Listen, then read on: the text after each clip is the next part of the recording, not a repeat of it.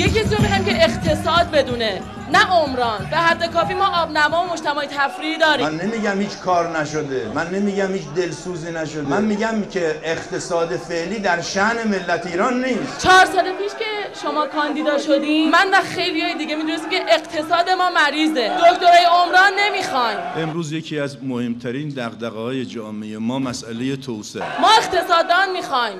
اقتصاد ما 4 سال پیش مریض بود ولی الان مرد. ما همونطوری که قدرت اول سیاسی دفاعی امنیتی در منطقه شده ایم میخواهیم قدرت اول اقتصادی هم بشویم. این شأن ملت ایرانه. ما الان اگه پول داشته باشیم میتونیم درس بخونیم و یه روزی یه دکتر یا یه مهندس یه بشیم. بانک عامل رو ما تعیین میکنیم که اون بانک با دانشگاه آزاد روبرو میشه به صورت قسطی و وامی. پولی رو که بانک به دانشگاه آزاد داده، دانشجویان دانشگاه آزاد در یه مدت معقولی مثلا 6 سال، 7 سال، 8 سال این پول رو به مرور در یه قسط دراز مدت به بانک میدهند. دانشجو دیگه با دانشگاه آزاد طرف نیست، بانک با دانشگاه آزاد طرف هست.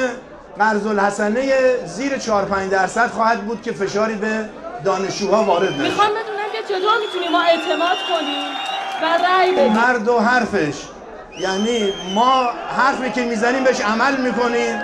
سابقه زندگی من اینو نشون داده که تا حالا من یک شعاری ندادم که بهش عمل نکرده باشم. 4 سال پیش من میخواستم رأی بدم به کسی که دکترای اقتصاد داره ولی انصراف داد و من رأی ندادم. میتونم شناسنامه‌ام بیارم ببینید. من اونجا احساس کردم شفافیت از صحنه انتخابات کنار رفته بود، رقابت هم از بین رفته بود. اون کنار رفتن من با تدبیر بود، با اراده خودم بود. ولی میخوام رأی بدم چون اقتصاد ما مریضه و مرد واقعا. الان هم آمدن من به صحنه انتخابات و تا آخر موندن بر اساس تدبیر هست و بر اساس اراده و تصمیم خودم و شما مطمئن باشید من تا آخر در کنار